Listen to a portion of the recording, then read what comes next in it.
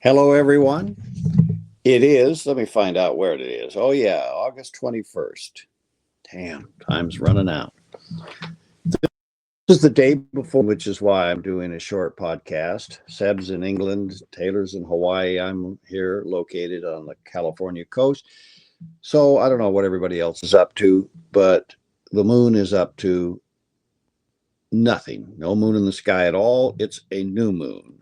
So the new moon is a very powerful thing to meditate with. So I'm making it a point for people to memorize, locate, come into awareness of these phases and cycles. You won't be watching this at any time relevant to this new moon, but turning your attention toward the reality of it is in itself a way to help escape from the material construction that we constantly live in. It's not that the phase of the moon itself, the physical object in the sky, is going to lift you out of your material construction. That's probably not going to happen. However, that which is beyond all of that, that which is influenced by and through the new moon, that is something you can have some relationship to. And so it's important to know that. It's important to constantly come to your senses, inner senses, not just the outer senses. You can look up at the sky and see there's no moon up there. Where the hell did the moon go? But yet it is there, isn't it? There's just no light from the sun reflecting off of it onto the earth because of its location. And so that's not included in what we get with the full moon. The full moon gives us the full sphere of the moon reflecting sunlight onto the earth, as well as the sunlight reflecting or shining directly onto the earth on the other side of the planet, or moving gradually around it. So you've increased the sunshine on the earth with a full moon tremendously. But the new moon, which is the absence of all of that, is also absent the energy of the moon itself being picked up by that sunlight and brought in. So it has an effect of direct connection. So right now in the new moon, you have a direct connection to the universe outside of the moon, outside of the earth, outside of the solar system, and in the inner world, because all of that is the outer world. All of that's the material world. All the way out to Virgo is the outer world of material expression. But inside that, inside your own heart, is a pathway into the inner world where all of that lives and pours its energy out to the outer world. So the new moon is a time to go within, a time to go towards the inner relationship that we have with the universe. And that means in my world and in humanity's world, at this particular moment, we've had a lot of Virgo new moons since time began. And this one is different. They're all different. And this one is different from all the preceding new moons of Virgo in that there is more intensification on the material world, into the material world, from the highest location in the universe that energy can come from, as far as we are concerned. Love itself, or Christ consciousness, or the perfect consciousness of the divine. That is in closer rapport with the material world in which all the humans live their brain-mind illusions of life. That is way more intense now in this Virgo new moon than it's ever been at any time in the prehistory of the world, the past history of the world. So, and it's going to increase as we go forward into the Aquarian age. These inner energies are going to become more intensified when we tune into them. They've always been here, they've always been real, but the barriers in consciousness between us and them as a full registration have been so out of alignment or so dense or so polluted or all the things that added together that we've never been able to have a discourse with the highest to the lowest. And we are living definitely at the lowest. We are on the physical earth in the material world with feet of clay. So in order for the highest in this Virgo new moon to meet the lowest, which is us with our feet of clay, we need inner arrangements. We need inner purification. We need inner will and intelligence and love and focus to want to go there, to want that to become a realized inner immediate nature in the eternal now. What's going on now in the eternal now between you and the spirit of love through Virgo, which happens to be the carrier of it at its new moon. So that's the question. And to think you don't have power with that would be a mistake. You've had thousands, tens of thousands of lifetimes of living upon earth as a human being to begin to figure this out, to begin to get this alignment together in yourself. We all have. Some have done a really good job of that, and they're already expressing that inner alignment and arrangement and have taken great steps in their inner maturity. And some of us haven't even awakened to the idea that there is anything other than the material world around us. So that's fine. That's the human parade. That's what it means to be human. Somewhere in that awakening to the truth of reality as it actually is expressing itself, and our dim-witted version of it when we're unaware of any of this livingness. But now, if you want to be aware, you want to be more awakened, you want to realize the relationship between this outer world out here, this circle that is depicted in the mandalas, that's the outer world of material thinking and density. And then there's this next level of emotional experience, and then there's the mental experience, and then there's the spiritual experience, the Buddhic plane, and then there's the Atmic plane, and then there's the monadic plane, and then at the center of all of that is where that life outside of the cosmic physical universe pours itself into it. And because in a material world, we have to draw these circles as concentric, one within the other, we get smaller as we go to the middle. But it's actually greater as we go to the middle, but it's less dense. So this kind of arrangement doesn't naturally fall into the brain awareness, so we don't see it that way.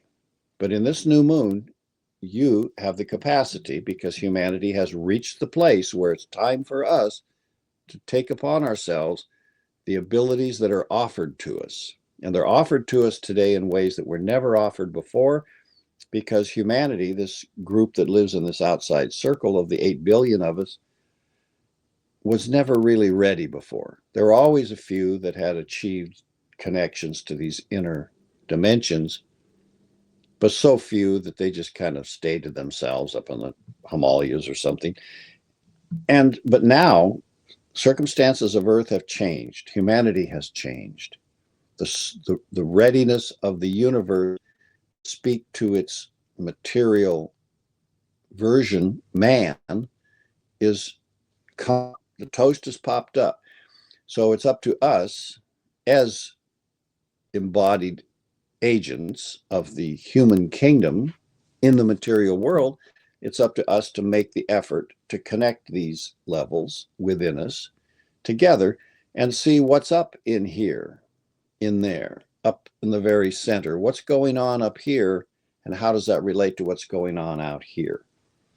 And the material entity of the world doesn't care to give us any of that. And the material entity, by the way, covers this ring, and half of that ring, half of the mental ring.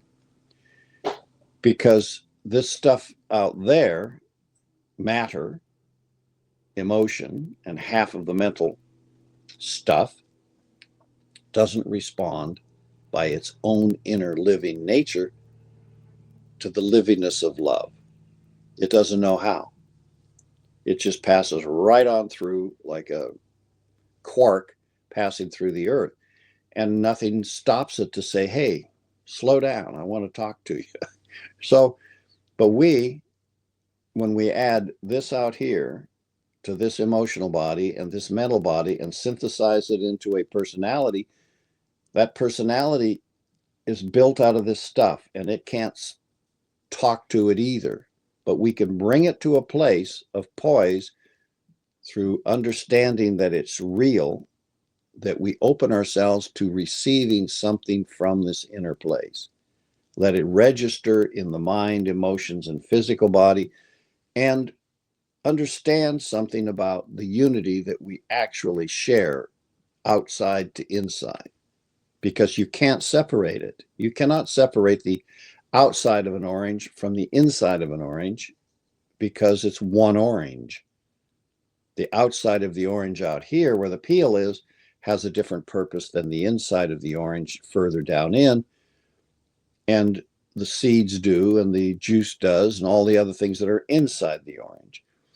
Well, we are the whole orange. A human being is a full orange with its outside rind, its juice, its seeds, and all these inner energies and fields of energies, and the relationships to all the lives that live in these energies is all there in us. It's all inside of us. And at the very center of it, at the very highest level of it, is a presence that is not a tiny dot in the center, except in the material perspective.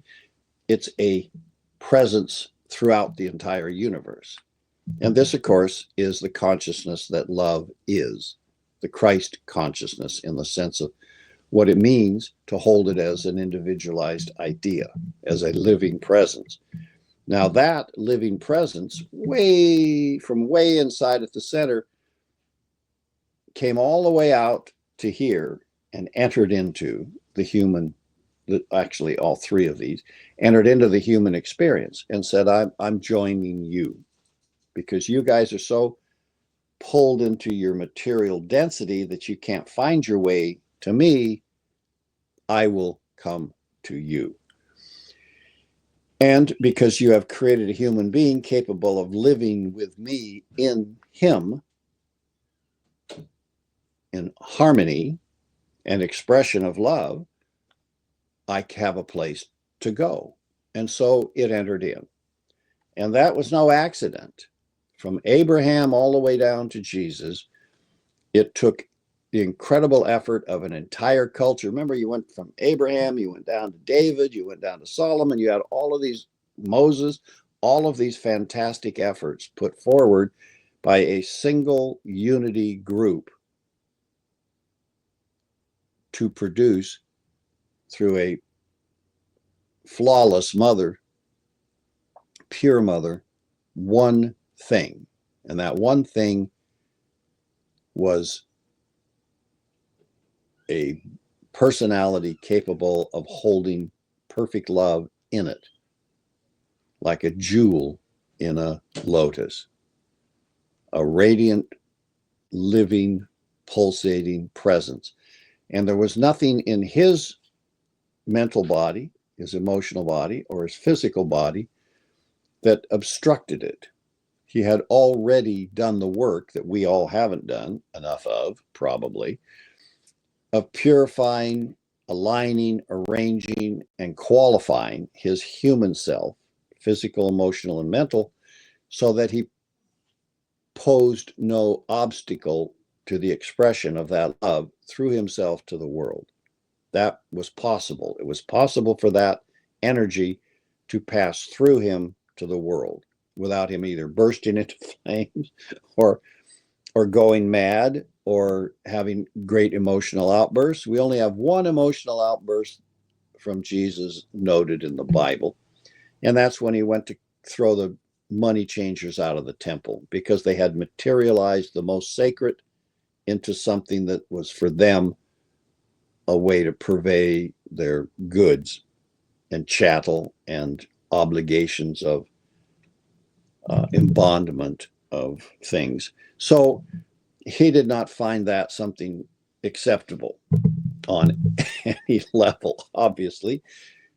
So he threw them out. He said, this is a place of sacredness. This is a place where the sacred can live in the mundane out here in the matter and be respected, be honored. You have the outer court, which is actually where they were hanging out. You have the outer court, and then you have the inner court where the soul lives, where the priests had their sacraments, and then you had the sacred inner court, which is where spirit dwells. But it was a house built for spirit to live with soul, to live with form, and not be dragged into the mundane things of the world. But because the religion itself and the people who were running it at the day had themselves a bit of that in them, they allowed it to leak into the outer court.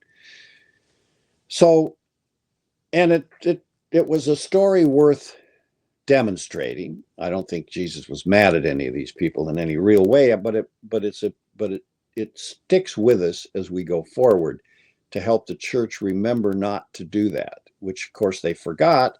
And along the way, they were selling whatever they call those little free passes to God and stuff that they would cook up so that they could get money from the secular world or their own religious followers and say, hey, I'll give you a free pass for this sin you've committed if you'll give some money to us. And so they went back to selling that stuff. And so, but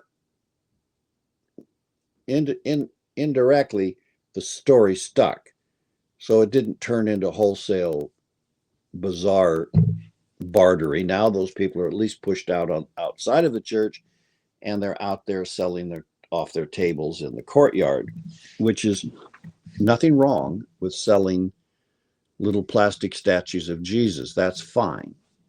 That's somebody's effort to offer something that people might find as a representation of something they hold sacred. But doing it inside the church is taking it inside you. And in a Virgo new moon, that's not what's up. What's up in a Virgo new moon is up to you to decide by tuning into it. But I suggest you look at the spirit of love. Look at it. Go inside yourself, go up in yourself, go through the levels of the maze that's in you, emotions, thoughts, spiritual energies, angels, devils, whatever you've got inside you, go past all of those guys and get up to that level where the air gets a little thinner, and invite the pure essence of the very center, the Christ quality, out into your consciousness and down into your heart, and realize that you can achieve an alignment so heartfelt, so intentional, so committed, by committing yourself to that alignment. It might take you years, will take you years, might take you centuries, lifetimes to perfect it. But that's fine. That's expected. That's what being human means. But by your commitment to it, by your recognition of its reality and your commitment to experiencing yourself with it in a natural way, you are asking all of the lives of all of these circles to join you in establishing that connection between you and that consciousness as a personal, individual union of intention. And nature, supernature, spiritual nature, the holistic nature of all of these beings is that they must yield to your intention and will and commitment to do that, because you are of it. You yourself are an aspect of that at the very center out here in your physical form. Now, the fact that we don't know that or remember that or cannot see past the human illusion that blinds us to it, that's just the condition we're in. That's nothing wrong with that. It's just a state of ignorance, which we are curing slowly, gradually, little by little. We're curing this dis-ease in ourselves because we come to a point where we've had enough of being without it. I want that pathway to the very center, to the very outside, because what does that mean? That means that your human form, with its emotion and mind and physical atoms, is being served from the very center of life, from the very highest consciousness that pervades all of it. It has a pathway through you, your doorway of consciousness, out to all the atoms in that doorway of consciousness, which include physical atoms, spiritual atoms, mental atoms, your atom of consciousness, and through all of those to a unified field of love, life, and will and intelligence. Those can circulate freely where we have achieved that relationship between the furthest out here on the frontier to the center at the beginning. And how that will play out in the universe, the whole universe in front of us, as humanity awakens to its deeper power to unify, to serve, to love, to represent love, is how the human race is going to unfold itself into the galaxy. It's an amazing opportunity, and we are an amazing species. But we have to stop and focus on ourselves as we are where we are. And there's nothing wrong with Elon Musk trying to go to Mars, because that's pushing us forward out into the greater universe around us. But we have to, at the same time, realize something that he may not be able to do himself, which is how to connect this outer universe where Mars is and the inner universe where love is, and bring those into relationship to each other. And then the inner universe that is being shared by all these material entities out here in the outer ring, they have the same inner universe we do. The same beings in here at this level of the universe are in there as if you went to any other planet in the universe and said, what's inside you? Well, the universe is inside me. Yeah, but I'm from another galaxy. What's inside your galaxy? Well, it's the same. Once you get down to it, it's going to be the same thing that's in your galaxy, because that's the universe. And the universe is pervaded by life. And that life has established itself in the universe as a guiding God of that purpose of that universe, which is to perfect love throughout it, to bring love, intelligence, and will into every consciousness in the universe and deliver it to every atom of the universe. Now, that's a big ask, and it takes a whole universe of beings focused on that single idea in their own ways to make it happen. And humanity is coming to a place where we can say, we have a particular idea about that. We're just ready to start doing it. And we are doing it with free will. We don't know what that means. We don't know how much free will is out here in this big wheel. We have no idea. How much free will does Virgo have? We don't know. Maybe none. Maybe it doesn't care about free will. Maybe it only cares about the will of God or the will of the divine love that pours into the universe from out here, completely outside of it. So we don't know. What we know is that we're here, we're on Earth, we're in a human personality, and we're just beginning to understand that the love that's here is also out here, but not in our consciousness. And we need to make it alive in our consciousness, which includes alive in the heart. When the head and the heart harmonize and open themselves in a unity and stop being distracted by this or by that, and focus on that up here, in there, out there, beyond all those levels, it awakens in us because it joined us. It came out here where we live and said, okay, now I'm inside of you, which doesn't do anybody much good. I'm not saying it doesn't do us any good to have love living in the human race. It does all kinds of good things that we never see. And you'd better be grateful for it at some point, because otherwise we'd be in a far different shape than we're in. But we're not conscious of the presence of that living energy as a reality pouring out of our heart, pouring out of our head, pouring out of our being into the world, because we haven't solved the equations of it all. Because out here where we built our personality, there's no consciousness of it. And when you talk to somebody about something from in here that they have nothing out here showing itself to them, it's very difficult to get them to imagine.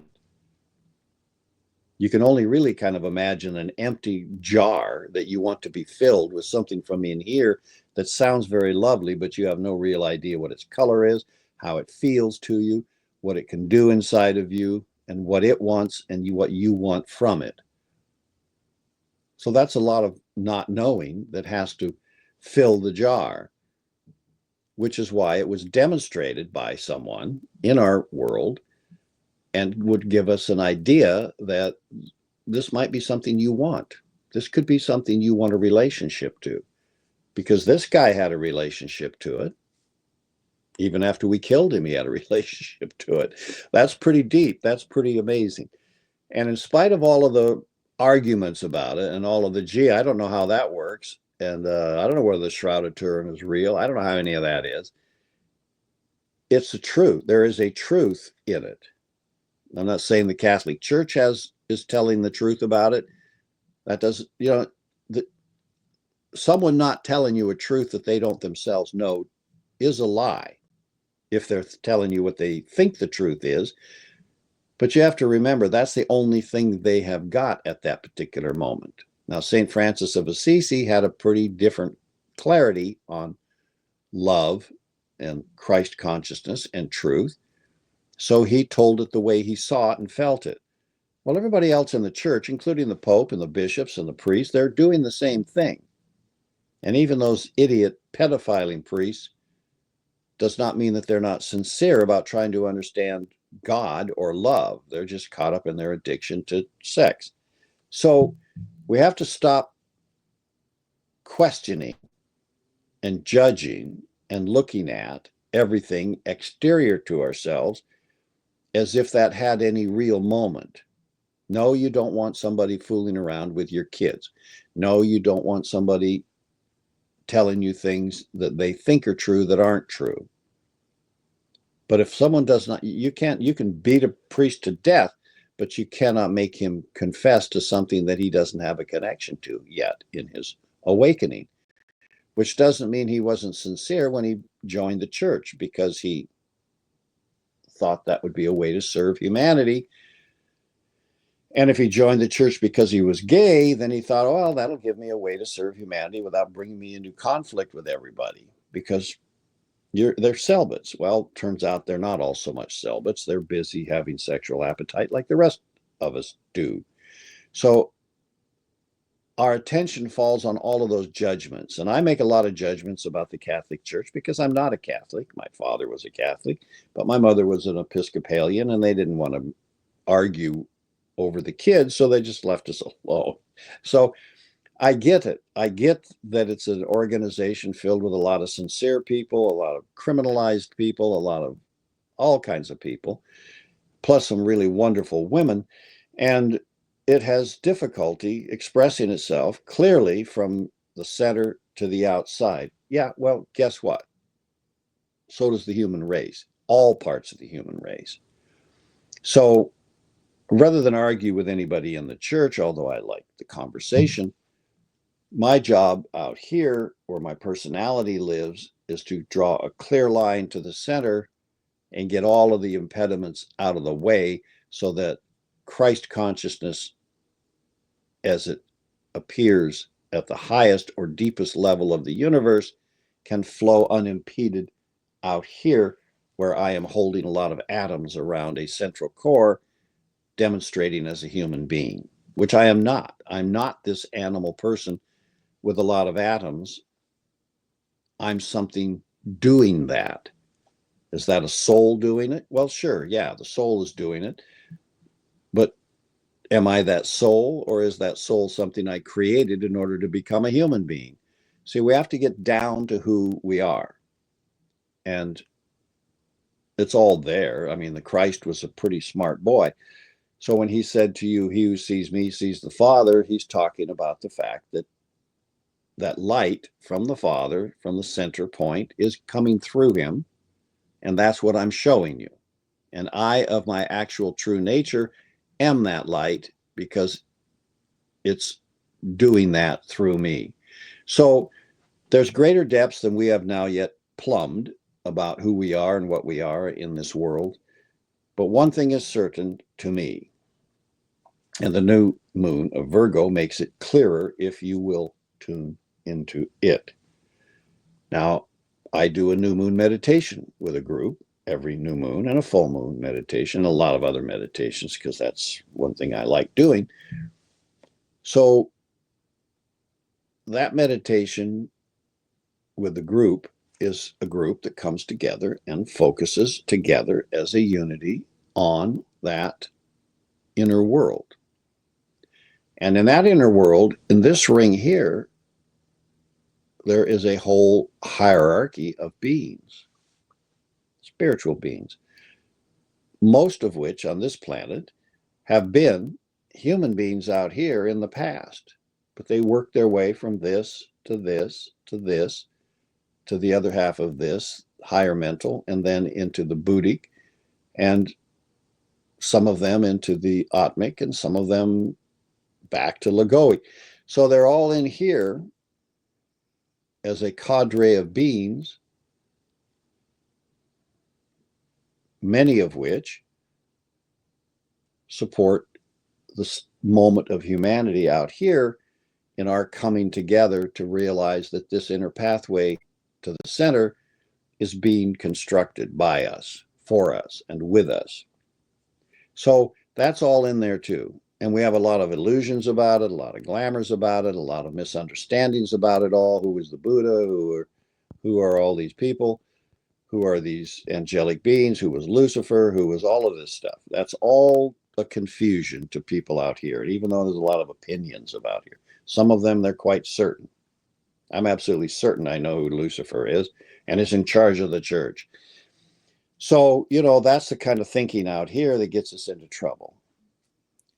Because every living being in the universe is just a living being demonstrating its level of awareness. And all the ones out here on the outer rings, they're not aware of love.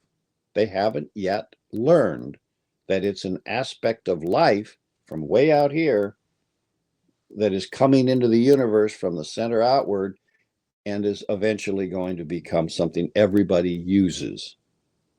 Love is going to become something everybody recognizes as a part of life from out here.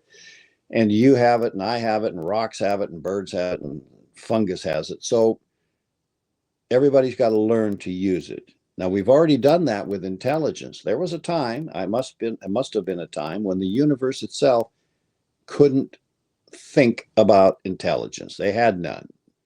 Chemistry did not know how to make crystals, and chemistry formulas, and plants couldn't, and animals couldn't. And I mean, nobody could figure out how to use intelligence to build their instrument to live through. Now, that's a difficult place to be. This mush out, that means it all must have been kind of mushy out here, at least out here in the outer rings. So we had to learn. We had to learn how to be intelligent. And we're still learning it. That lesson isn't finished out here where humans live. And the nature of the Buddha is to perfect that intelligence to the point where when you surrender it to love, every act you act is wisdom, which means you're in perfect harmony, not just with knowledge, but with love and with will.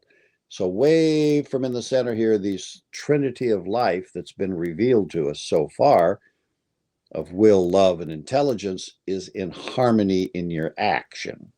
That makes it wisdom. So the Buddha is trying to figure out how to do that for everybody on earth and himself and all his wise guys that followed his path. Meanwhile, well, he's figuring that all out. Remember, he was 500 years before Jesus, figuring that out. And then Jesus shows up 500 years later because all that had happened, because the Buddha had happened, because that civilization had run its course. The new civilization that shows up in the Piscean age delivers Abraham's project of creating a personality capable of embodying Christ consciousness in itself without exploding. And Jesus shows up to embody that and does it magnificently, because he never broke. He never compromised it. He never gave it up. He never turned against it, even though the people that he brought it to tried him to the utter and absolute limits. I mean, they really took it downtown on the guy. So, but he didn't have any other thing he could do, because he had recognized that this in here is real in him. It's real. And anybody out here on the edge that's mad at him for demonstrating that reality as being inside of him and not out there in Jehovah or somewhere else at the bakery down the street or in a brick or whatever they were thinking, he knew that had joined him inside, and he could see all the way to there. Well, he couldn't deny it. What he could do is hold on to it through all of the misery, through all of the embarrassment, the shame, the pain, the suffering, to the point where they finally kill him. He just gives up and he's gone. And his last words is to commend his soul into that spirit that animates the whole thing, because he couldn't stay in the physical world another second. And he's asking for forgiveness of all of those people out there that are doing that to him and have done that to him and are doing it to each other then and all the way to now. Because he knew that by doing that, he was serving it the very best he could. Would it have been nice if they had said, hey, that was great. Remember when you turned the water into wine? The party really got kicking and everybody really liked it. And when they liked you for doing it and they all sang the old song, they didn't do that. That was then, this is now. And I don't know how they forgot, but unless they had been at that party, they probably never believed it to begin with. Yeah, he turned the water into wine, sure. Yeah, but I was there, I drank it. Yeah, no, they brought in a couple of kegs from outside, and you just didn't see it come in the back door, that's all. So, we all have that person inside of us. We all have a brother, an uncle, a cousin, or ourselves who are like, nah, no, that never happened. Because it never happened to me, you see. So I don't believe that people wave their hands over water and it turns into Chardonnay. Well, Jesus didn't believe it either till it happened, probably. He went, whoa, love can really do some amazing things. Transformation, transmutation, that stuff's well within the parameters of love. So that was his first miracle. So he was kind of shocked, and he wasn't even interested in doing it until his mom forced him into it. So that's how that went. Now, how is it going today? What's going on today? Today, we don't have Jesus or a lot of followers of his. There are not church followers, because being a follower of Jesus teaching about Christ consciousness doesn't mean you have to be a member of any church at all. And he has, wherever he is right now, he's got around him a group of beings who are very advanced spiritual disciples, and they are following him because his path is pretty damned solid. So, and they're going to be part of and none of and around any religion in the world. They don't really care about the religion. That's a group of people trying to teach us something about something that happened. So we have to recognize that and not force affiliation to something that isn't required. You can be the Pope's right-hand man. That's okay. That's a pathway of people working out a solution to their personal problem. I personally see a different path opening up for humanity, which is more direct between your heart, your head, and Christ consciousness up here as a path. I don't need to put Jesus in the middle somewhere, although he was in the middle then, and he's still working now. He's not working in my neighborhood. I mean, he is, because he's on the inner world all over the place.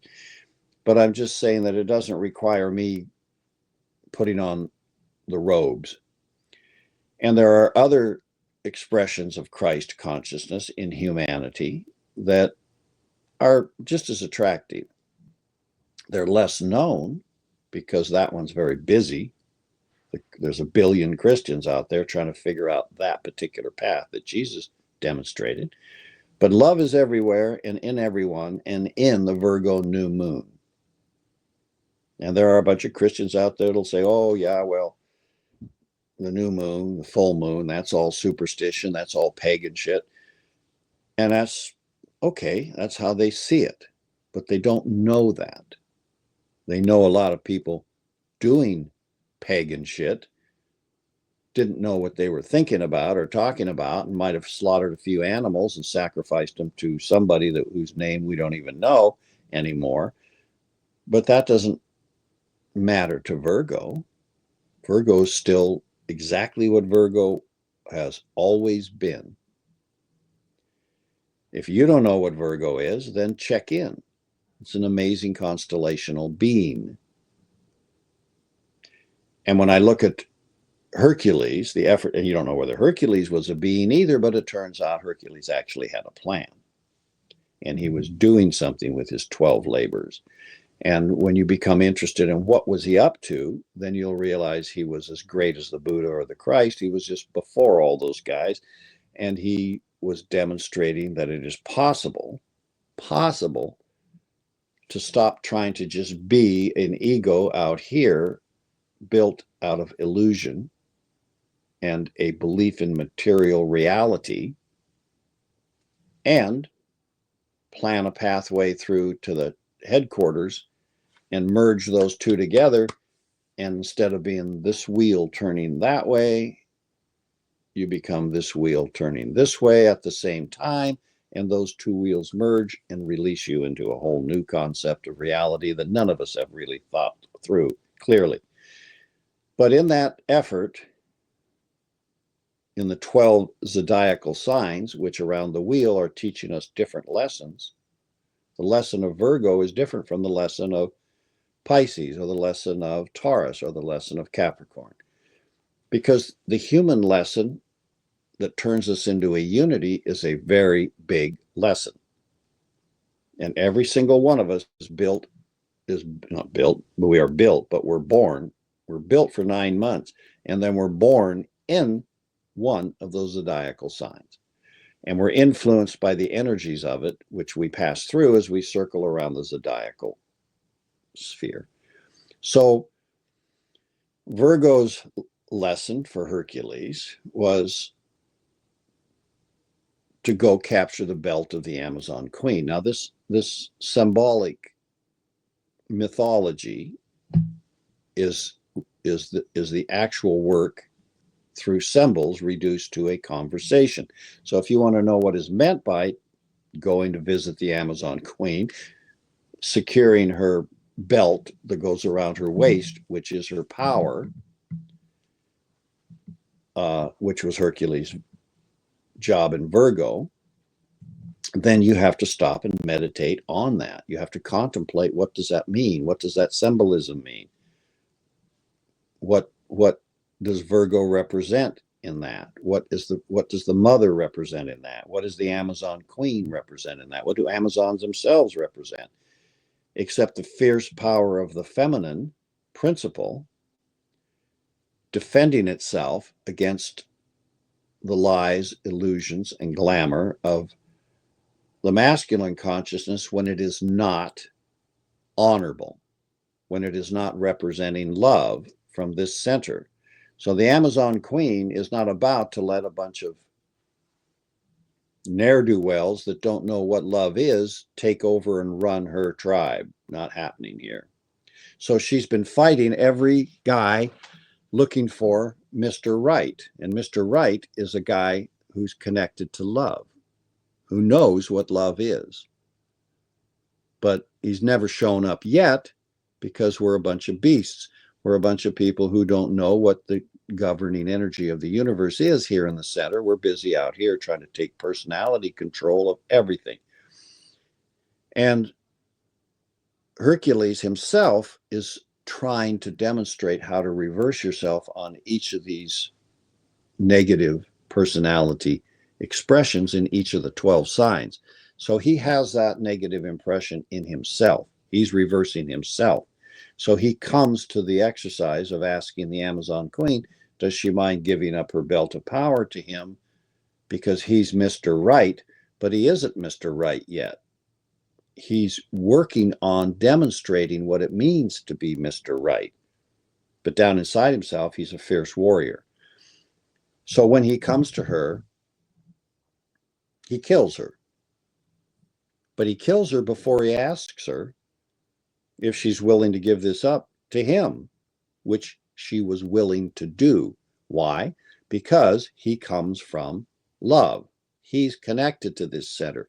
His teacher, who sends him on these missions, comes from these inner rings somewhere up here where Shambhala is, or some other sphere of spiritual perfection, is giving him these tasks, and he goes out to accomplish them, and he's challenged to do it in a way that reverses his own ego going forward in a totalitarian way, a selfish and willful way, in a way that it gives love to it.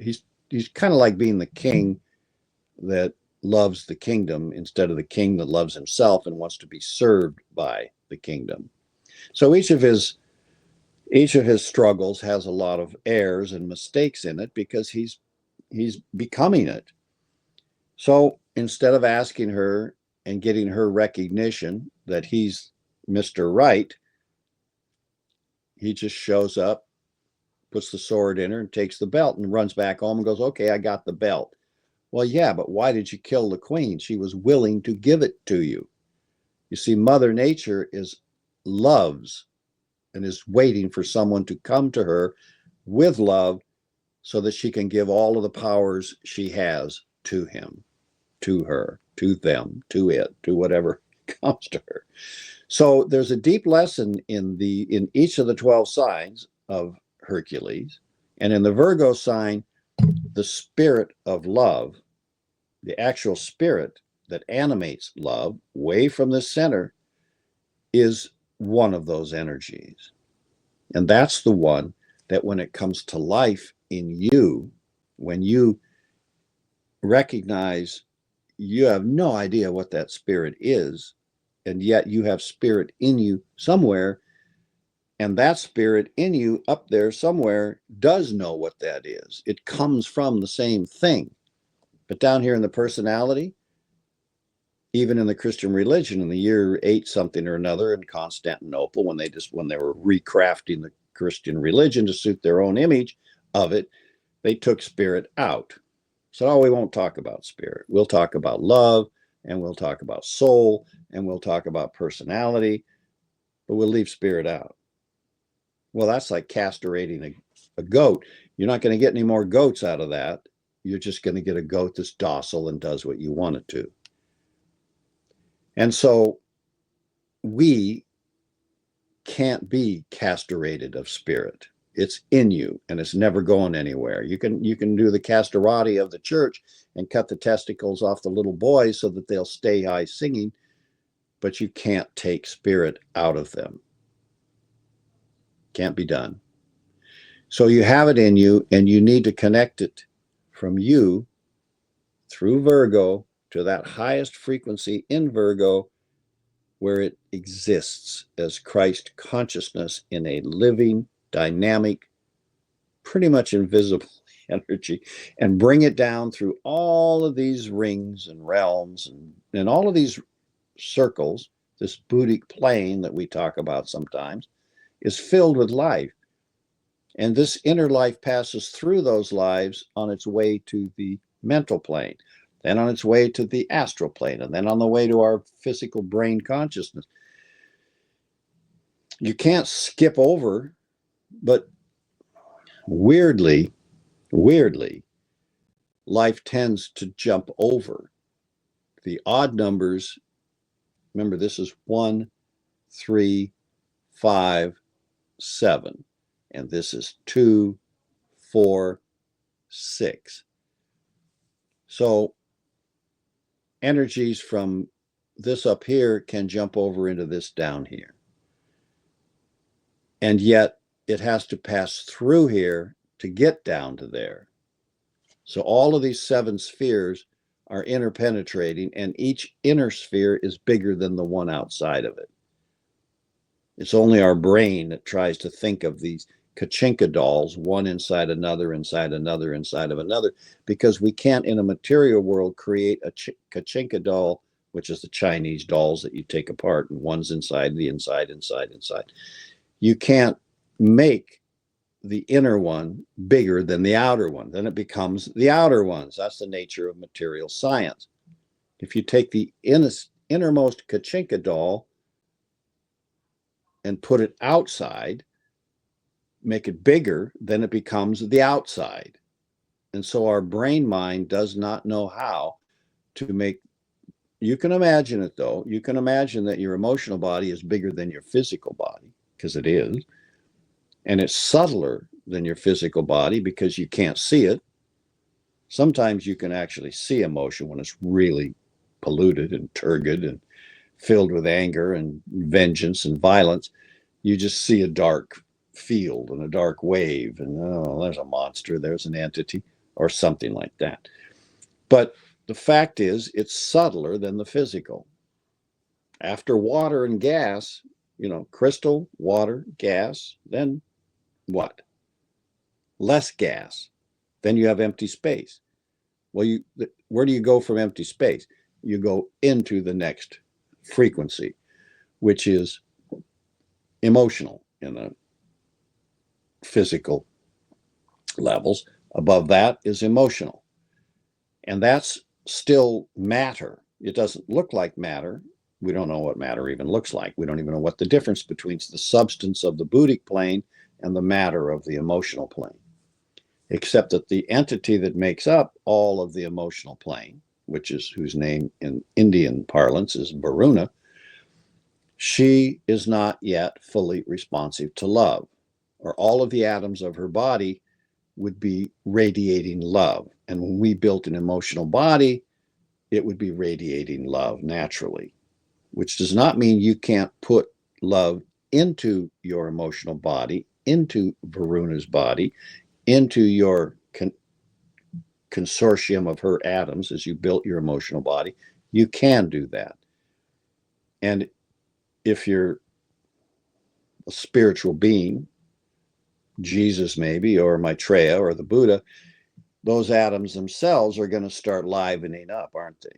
Just because they're in the body of someone who is holding an open relationship all the way up and bringing love down and out through those atoms.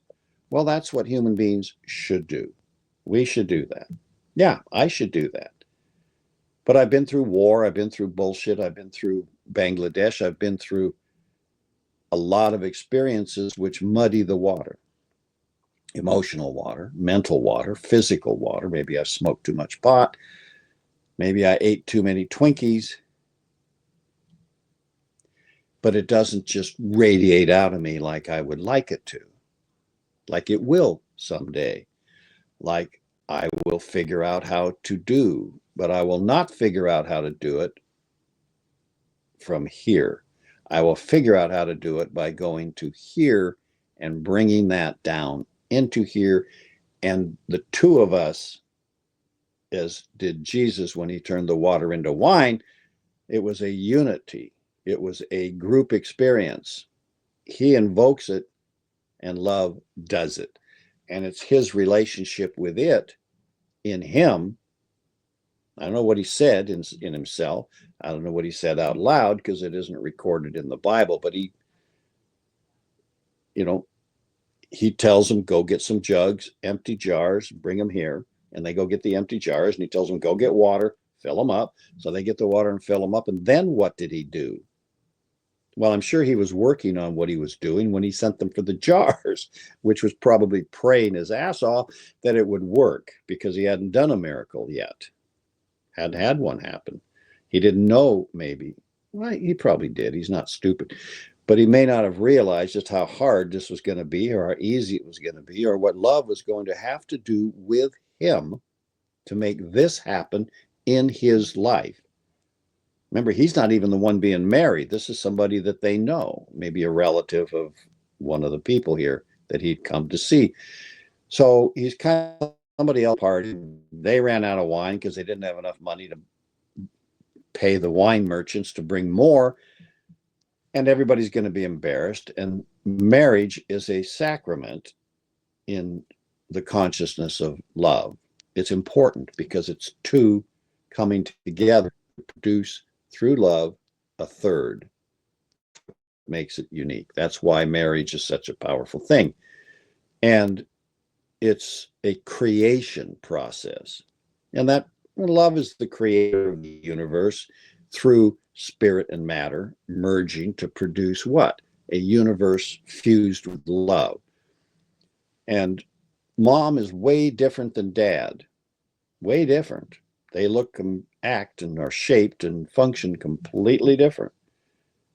And yet, if they don't come together and desire each other, merge with each other, share the fluids of each other with each other, then there is going to be no offspring. Not going to happen.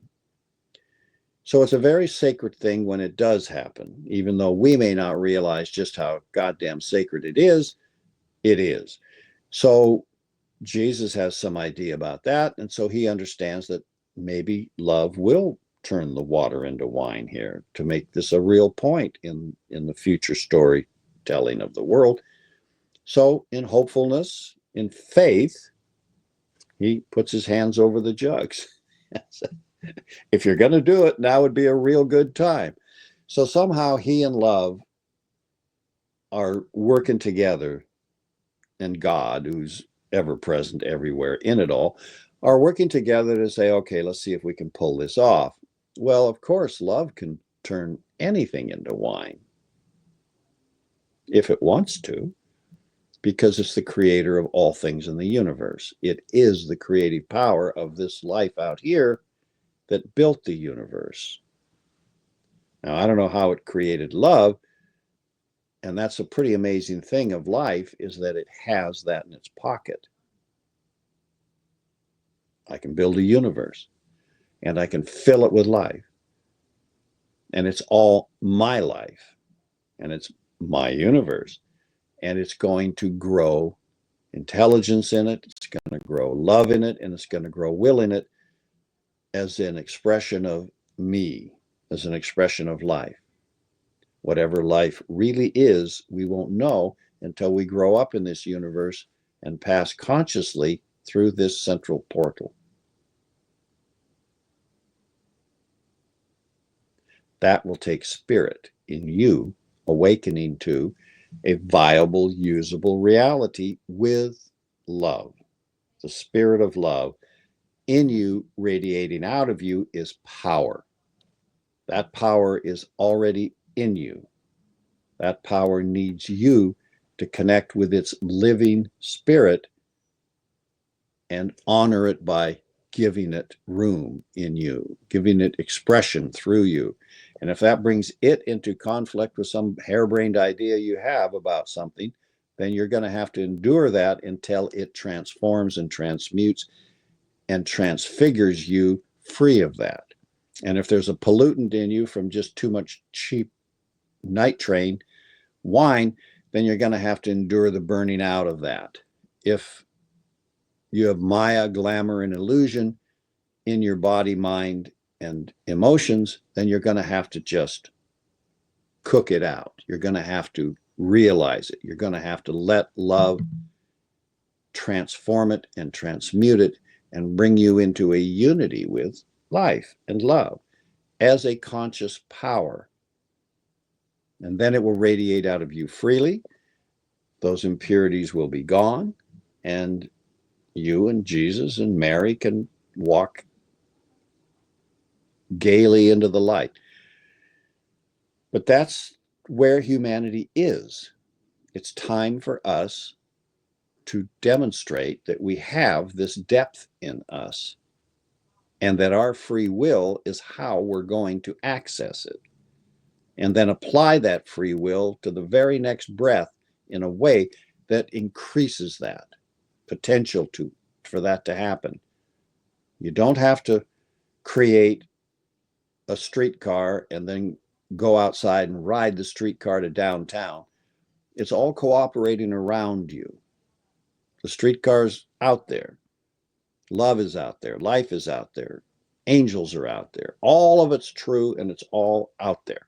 And none of it is against you because it's all life. And life is love. Except for the illusionary part, that which we call evil. It does not exist. And yet when we have taken life's energy and charged it with an energy absent love, you've set in motion something that can tear you apart or someone else, or a bullet that'll fly right through someone's brain pan, because you have set it in motion without adding this frequency of love from out here to you, to your heart, to pulling the trigger. That doesn't make evil real. And not that shooting somebody is evil. There are times when shooting somebody is probably not evil. But that's a lot rarer than what's going on in Ukraine right now. So we have to learn how to understand and react and respond to all of those things with love. You think you know what love's about? You won't. You don't until it's coming out of you as a creative power. And then you see why it doesn't care about any of that. It doesn't make any judgments. It doesn't hate pedophiles, because pedophiles are human beings whose sexual deviations demonstrate an absence of love. Not enough love to keep them from harming someone else, but enough love of sensation, love of sex, love of personal power, that they are willing to act, but not enough love of small children that they're not willing to harm them. And they justify everything they do. We all do. Pyromaniacs starting fires have a reason to do it, which is fully justifiable in the brain pan of someone living illusions and glamours and mayas. So connect to this love, bring that in, let it have a presence in you. It's in Virgo's new moon if you choose to sit down, align yourself to it, and let it come out up in you. That's my suggestion for that's just one new moon. Every new moon has its own unique flavor and style of how to love, just as every labor of Hercules was a labor of love, reversing a labor of evil, which is acting with ego without love. So carry on, have fun, but find this desire for this power that lives in the center, that lives at the highest in us, that lives connected to us through our own channel of life and light into the universe, let that come in and come out, and find your joy in it.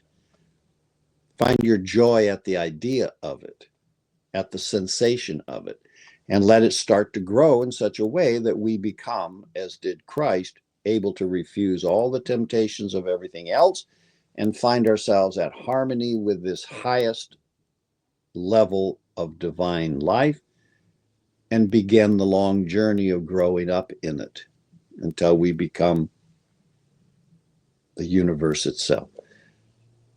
Thank you, everyone. Have a great new moon of Virgo. See you later.